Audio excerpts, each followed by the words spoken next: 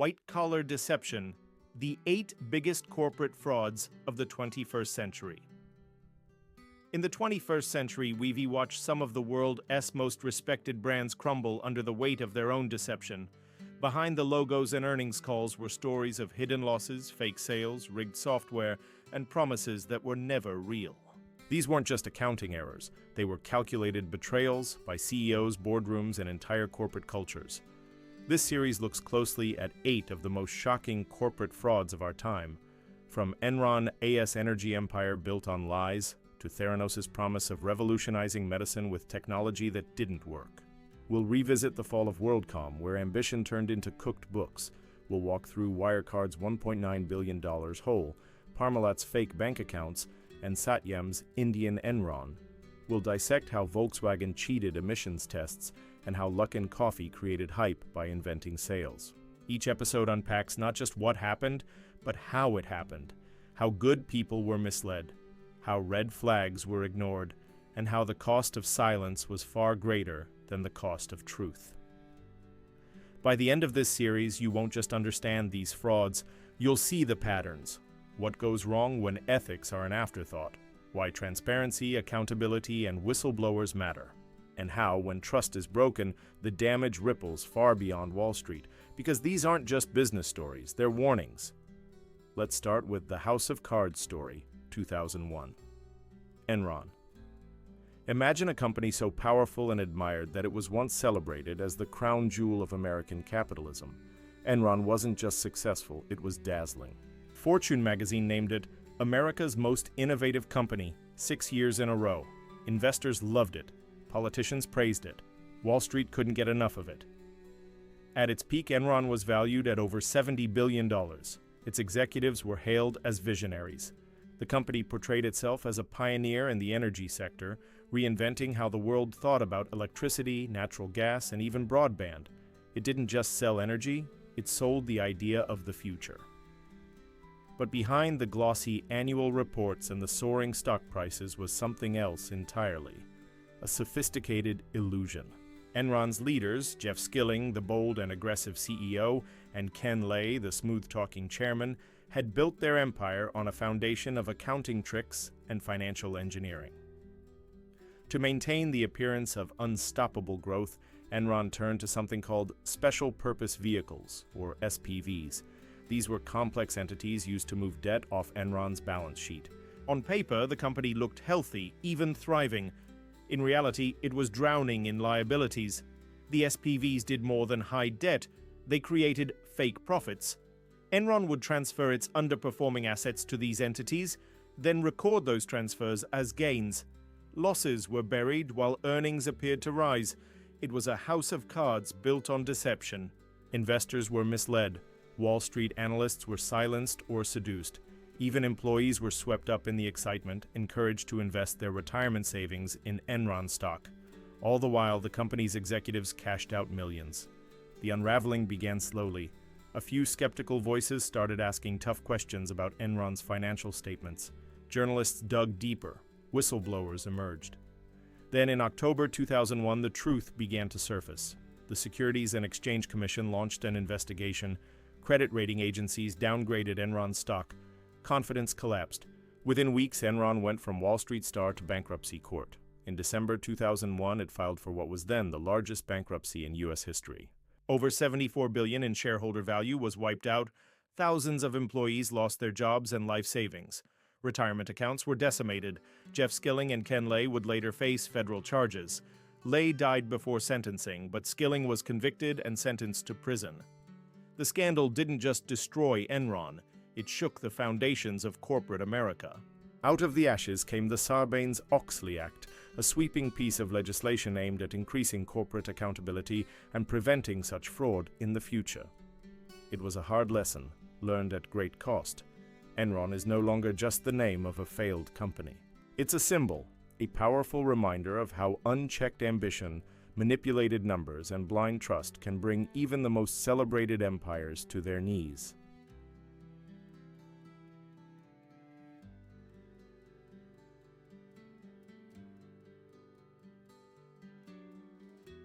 Story 2. The WorldCom Story, 2002. At the height of the telecom boom, WorldCom was a giant. It connected millions across the globe, expanding rapidly through aggressive acquisitions. Its CEO, Bernie Ebbers, a former high school basketball coach turned billionaire, was seen as the visionary behind it all. He built WorldCom into one of the largest long-distance phone companies in the world, and for a while, it seemed like nothing could slow it down. The company's stock soared. Wall Street believed the hype. WorldCom was growing fast, showing strong profits quarter after quarter, but what no one saw, or wanted to see, was that much of that success was built on fiction. Behind the scenes, the company was under pressure. Growth was stalling, and the dot-com bubble had begun to burst. Rather than report the slowdown, WorldCom's executives decided to manipulate the numbers. They took billions of dollars in routine operating expenses, costs that should have been recorded as losses, and quietly reclassified them as capital investments. It was a subtle move with a huge impact. On paper, profits looked healthy. In reality, the company was bleeding. Over time, these false entries added up to an $11 billion overstatement of assets. Investors were kept in the dark. So were employees, many of whom had invested their savings in company stock, believing the good times would continue. The truth came out in 2002 when internal auditors stumbled upon suspicious entries in the company's books. As they dug deeper, the full scale of the deception emerged. The fallout was immediate and devastating. WorldCom's stock collapsed. Thousands of employees lost their jobs. Investors were wiped out. The scandal shocked the financial world.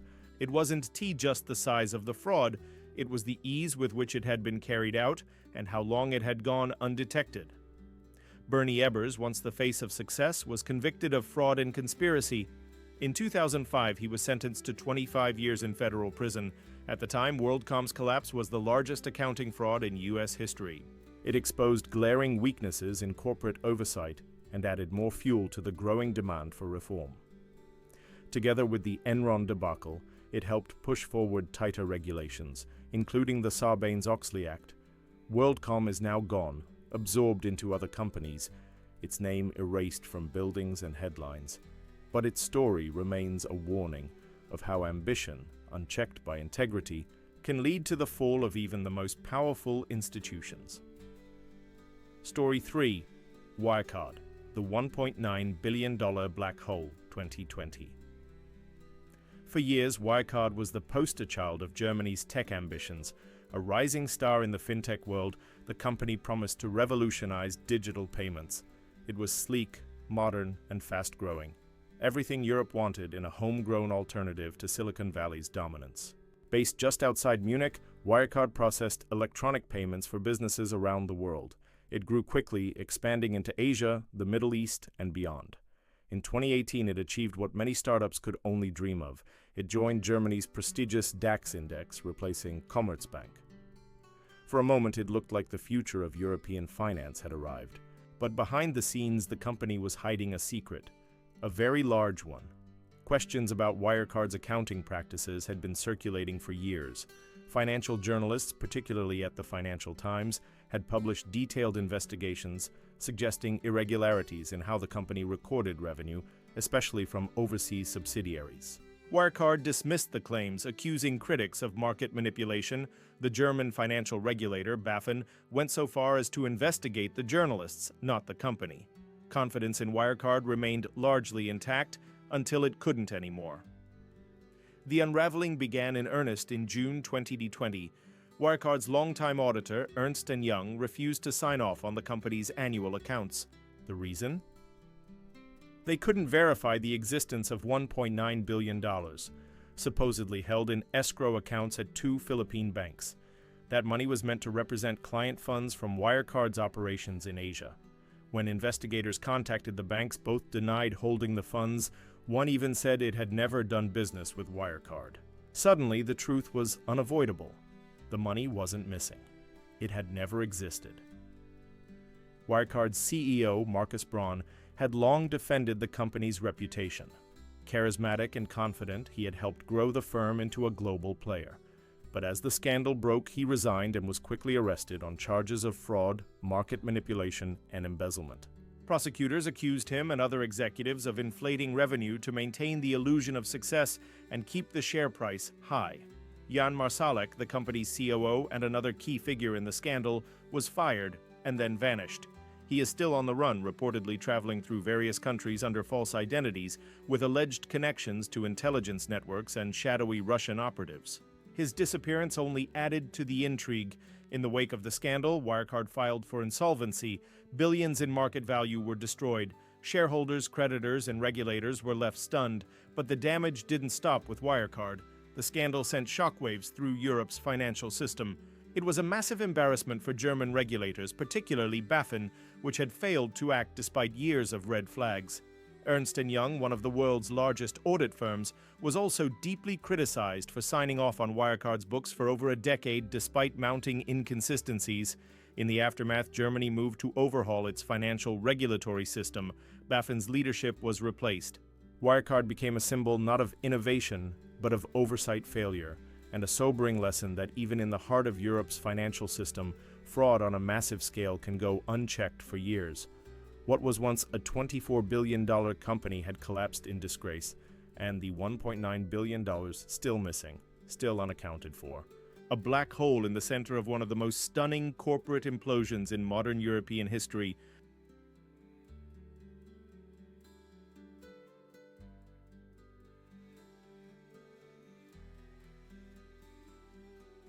Story 5. Volkswagen, the Emissions Hoax, 2015. For decades, Volkswagen symbolized German precision, solid engineering, dependable performance, and a quiet confidence in quality. It wasn't just a car brand, it was a national icon trusted around the world. So when the scandal broke in 2015, it didn't just shock the automotive industry, it stunned the global public. At the heart of the deception was something called a defeat device, software embedded deep in the onboard computers of over 11 million diesel cars. This software could detect when a car was undergoing an emissions test.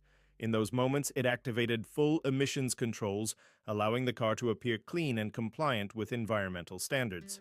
But once the car returned to regular driving conditions, the controls were scaled back. Nitrogen oxide emissions soared, sometimes up to 40 times above legal limits. The result? A car that seemed environmentally friendly on paper, but polluted heavily on the road. For years, regulators and consumers had no idea. Volkswagen had marketed these diesel vehicles as clean, efficient, and sustainable. Ads proudly touted their low emissions and high performance. Customers believed they were making a responsible choice for their wallets and for the planet. But in 2014, researchers at West Virginia University noticed something strange. Real-world emissions from VW diesels didn't match the laboratory results. They flagged it to the U.S. Environmental Protection Agency. The EPA investigated, and after months of stonewalling, Volkswagen finally admitted the truth. The fallout was immediate. Volkswagen's CEO, Martin Winterkorn, resigned within days. Authorities launched criminal investigations. In the U.S., the company faced federal lawsuits, environmental claims, and class action suits from consumers. Around the world, recalls were issued, cars were pulled from showrooms, billions in market value evaporated overnight. In total, the scandal cost Volkswagen more than $30 billion in fines, legal settlements, buybacks, and fixes. Several executives were charged and convicted. One, Oliver Schmidt, was sentenced to 7 years in a U.S. prison. Others, including Winterkorn, still face legal proceedings in Germany. But the damage extended far beyond balance sheets. The Dieselgate scandal raised deeper questions about corporate ethics, regulatory oversight, and the limits of consumer trust. If one of the world's most respected carmakers could orchestrate a scheme this deliberate, who else might be cutting corners?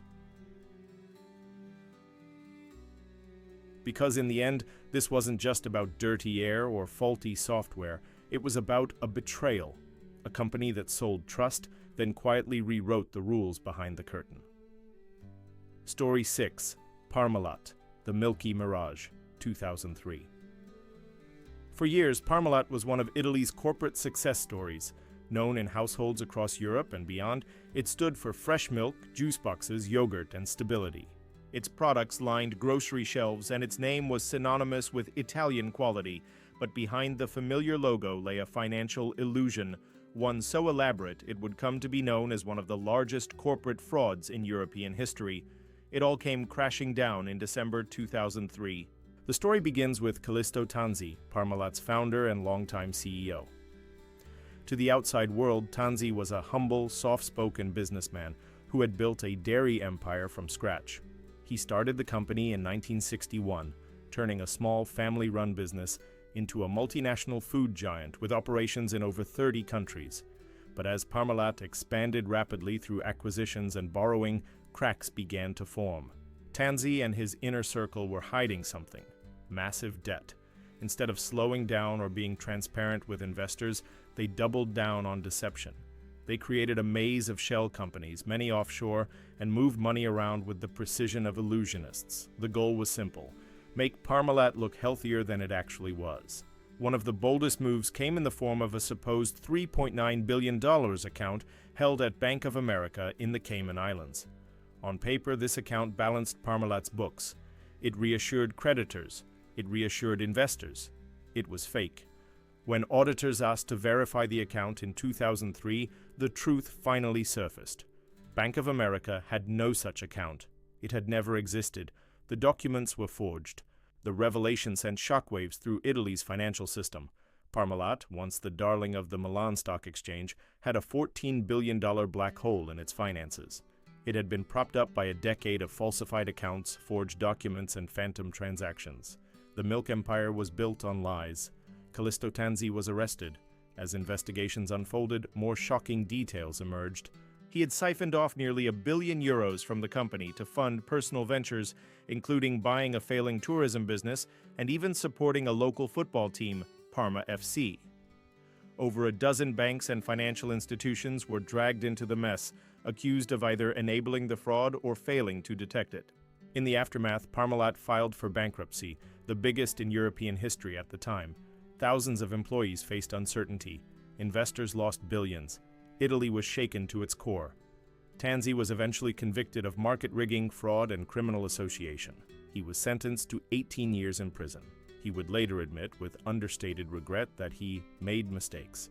Parmalat was later restructured and eventually acquired by the French dairy giant Lactalis. But the scandal left a lasting scar, not just on the brand, but on Italy's corporate governance landscape. What made Parmalat's collapse so haunting was its familiarity. This wasn't a flashy tech startup or a mysterious hedge fund. It was a milk company, a staple in homes, a name people trusted. But even in something as simple as milk, it turned out, fraud can curdle everything.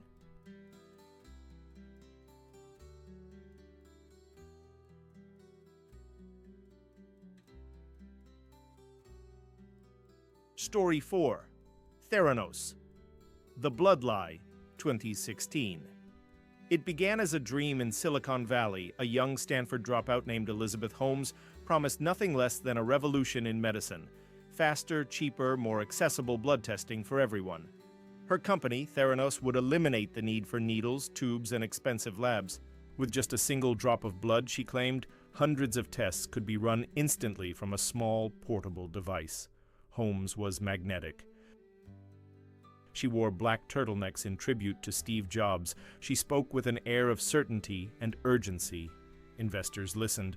So did some of the biggest names in business, government, and media. Her board included former U.S. Secretaries of State, generals, and senators. Walgreens signed a deal to put Theranos devices in its stores. At its peak, the company was valued at over $9 billion. But behind the confident facade, the technology didn't work. The machine, dubbed the Edison, was never able to perform the wide range of tests Holmes claimed. In fact, most tests were quietly run using traditional machines made by other companies. Lab conditions were chaotic. Data was manipulated to appear more promising than it was. Employees who raised concerns were silenced or forced out, yet the illusion held for years. Investors poured in money. Patients received test results that were dangerously inaccurate. Some told they had life-threatening conditions. Others falsely assured they were healthy. Doctors made decisions based on data that should never have been trusted. The house of cards began to fall in 2015 when the Wall Street Journal published an explosive investigation by journalist John Carreyrou. Former employees came forward. Whistleblowers revealed the truth. Under scrutiny, the claims unraveled quickly. By 2016, Theranos had voided 2 years of blood test results. Walgreens cut ties, the company dissolved into scandal and lawsuits. Elizabeth Holmes, once hailed as the youngest self-made female billionaire, was now the face of deception. In 2018, she and former Theranos president Sunny Balwani were charged with massive fraud, accused of misleading investors and endangering patients. The trial captivated the public. Holmes took the stand in her own defense, portraying herself as a well-intentioned but misled entrepreneur. The jury didn't buy it. In 2022, she was convicted on multiple counts of fraud and sentenced to over 11 years in prison. Theranos didn't just fail as a business, it betrayed trust at the most personal level, in medicine. It raised questions about the culture of Silicon Valley, where bold promises often outweigh proven results, and it showed what happens when ambition crosses the line into dishonesty. Theranos is gone, but its legacy lingers. It is a cautionary tale, a reminder that even the brightest ideas must be held to the light of truth. Story 5. Volkswagen, the Emissions Hoax, 2015. For decades, Volkswagen symbolized German precision, solid engineering, dependable performance, and a quiet confidence in quality. It wasn't just a car brand, it was a national icon, trusted around the world. So when the scandal broke in 2015, it didn't just shock the automotive industry, it stunned the global public. At the heart of the deception was something called a defeat device, software embedded deep in the onboard computers of over 11 million diesel cars. This software could detect when a car was undergoing an emissions test. In those moments, it activated full emissions controls, allowing the car to appear clean and compliant with environmental standards. But once the car returned to regular driving conditions, the controls were scaled back. Nitrogen oxide emissions soared, sometimes up to 40 times above legal limits. The result? A car that seemed environmentally friendly on paper but polluted heavily on the road. For years, regulators and consumers had no idea. Volkswagen had marketed these diesel vehicles as clean, efficient, and sustainable. Ads proudly touted their low emissions and high performance. Customers believed they were making a responsible choice for their wallets and for the planet. But in 2014, researchers at West Virginia University noticed something strange. Real-world emissions from VW diesels didn't match the laboratory results. They flagged it to the U.S. Environmental Protection Agency. The EPA investigated, and after months of stonewalling, Volkswagen finally admitted the truth. The fallout was immediate. Volkswagen's CEO, Martin Winterkorn, resigned within days. Authorities launched criminal investigations. In the U.S., the company faced federal lawsuits, environmental claims, and class action suits from consumers. Around the world, recalls were issued, cars were pulled from showrooms, billions in market value evaporated overnight. In total, the scandal cost Volkswagen more than $30 billion in fines, legal settlements, buybacks, and fixes. Several executives were charged and convicted. One, Oliver Schmidt, was sentenced to 7 years in a U.S. prison. Others, including Winterkorn, still face legal proceedings in Germany. But the damage extended far beyond balance sheets. The Dieselgate scandal raised deeper questions about corporate ethics, regulatory oversight, and the limits of consumer trust. If one of the world's most respected car makers could orchestrate a scheme this deliberate, who else might be cutting corners? Because in the end, this wasn't just about dirty air or faulty software. It was about a betrayal. A company that sold trust, then quietly rewrote the rules behind the curtain.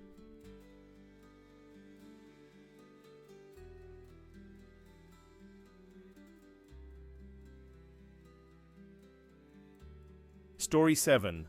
Luckin Coffee, Brewing False Profits, 2020. In 2017, a new player entered China's fast-growing coffee market, Luckin Coffee. Its mission? Outpace Starbucks and become China's go-to cafe brand. With sleek stores, a strong digital ordering system, and deep discounts, Luckin quickly captured attention. By 2019, it had over 4,500 outlets, more than Starbucks in China. Investors were dazzled. In May of that year, the company went public on the Nasdaq. Just 2 years after its founding, Luckin raised $561 million in its IPO. Analysts called it one of the most exciting startups to emerge from China, S-Tech, and consumer boom. But behind the scenes, a very different story was brewing. Growth like Luckin's doesn't come cheap. The company was burning through cash, offering free coffees, generous coupons, and aggressive expansion plans. Revenues weren't keeping up, and somewhere along the way, the pressure to perform began to outweigh the commitment to accuracy. In early 2020, short sellers started asking questions. A report by Muddy Waters Research, based on months of investigation and over 11,000 hours of store video footage, alleged that Luckin had fabricated a large portion of its sales. The response was swift and scandalous. In April 2020, Luckin Coffee admitted the truth. Its chief operating officer, along with several others, had intentionally falsified transactions. Revenues were inflated by more than $310 million through fake sales, phony vouchers, and fictional customers. The numbers that had lured investors were largely fiction. The fallout was immediate. Luckin's stock price plummeted by over 75% in a matter of days. NASDAQ initiated delisting proceedings. The CEO and COO were fired. China's regulators launched investigations and imposed heavy fines. Investors who had seen Luckin as a promising Starbucks rival were left holding near-worthless shares. But perhaps the most jarring aspect was how easily the fraud slipped through. The company had raised millions from top-tier investment banks and passed audits, at least until it didn't. The scandal raised hard questions about oversight, transparency, and the due diligence of foreign-listed Chinese firms. In the months that followed, Luckin filed for bankruptcy protection in the U.S., restructured, and continued operations under new leadership.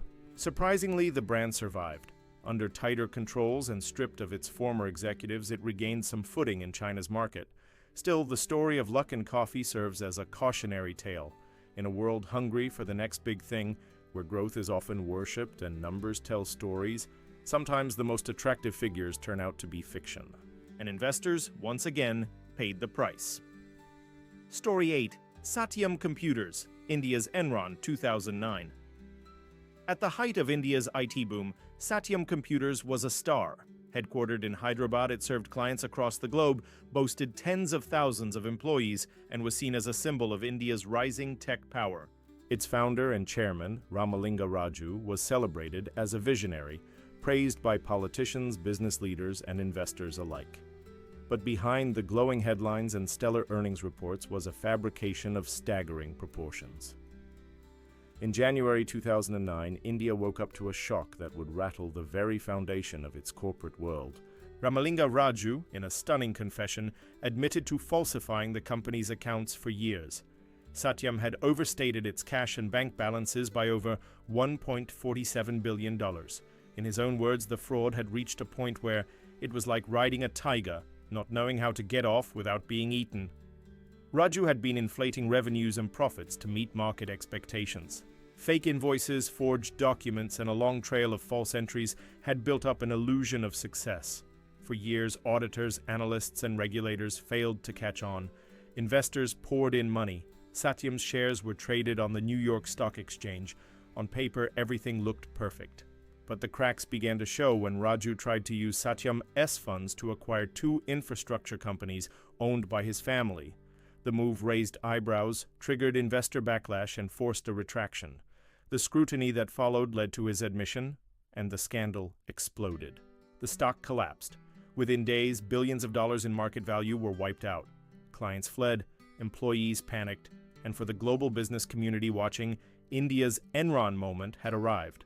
The Indian government moved quickly. The entire board of Satyam was dissolved. New directors were appointed to stabilize the company.